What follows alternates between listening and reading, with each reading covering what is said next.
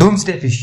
ఈ ఫిష్ గురించి చాలా యూట్యూబ్ ఛానల్స్లో, సోషల్ మీడియాలో, మీడియా ఛానల్స్లో, న్యూస్ పేపర్లో చాలా చూసాం. అసలు ఏంటి ఈ డూమ్స్డే ఫిష్? ఈ డూమ్స్డే ఫిష్ వెనుకున్న చరిత్ర ఏంటి?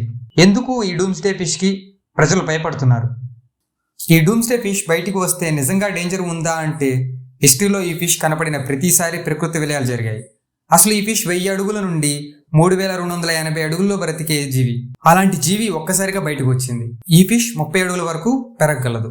ఈ ఫిష్ ఎప్పుడెప్పుడు కనపడిందో ఒకసారి చూద్దాం. ఇది ఫస్ట్ 1772లో గుర్తించబడిన స్పీసీస్. తర్వాత 2001లో యుఎస్ నేవీ పర్సనల్ వాళ్ళు బహామాస్లో కనుగొన్నారు. తర్వాత 2003లో 11 అడుగుల డూమ్ ఫిష్ని యూకలో చూశారు. అలానే 2008లో గల్ఫ్ మెక్సికోలో సైంటిస్టులు ఈ డూమ్ ఫిష్ ఫస్ట్ ఫోటో తీశారు.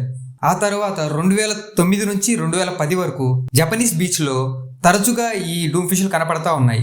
2019లో 2 బ్రతికి ఉన్న ఈ ఫిషెస్ జపనీస్ ఐలాండ్ ఆఫ్ ఒకినావాలో చేపలు పట్టే వాళ్ళకి చిక్కాయి.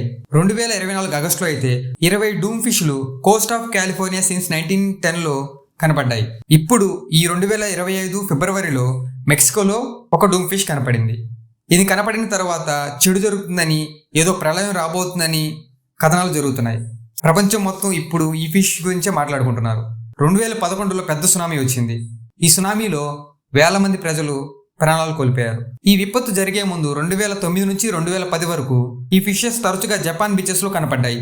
అందుకే జపాన్ వాళ్ళు ఇది కనపడితే చెడు జరుగుతుందని బలంగా నమ్ముతారు. సముద్ర గర్భంలో మనకి తెలిసిన జీవులు 5% మాత్రమే. ఇంకా తెలియాల్సిన జీవులు 95%గా ఉన్నాయి. అలాంటి జీవులో బ్రతికే ఈ ప్రాణి ఇప్పుడు ప్రపంచాన్ని భయపెట్టే విషయంగా మారింది.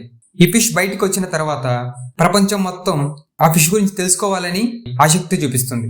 ఈ ఇన్ఫర్మేషన్ మీకు నచ్చినట్లయితే సబ్స్క్రైబ్ చేయండి, లైక్ చేయండి, వీలైతే షేర్ చేయండి. Thank you.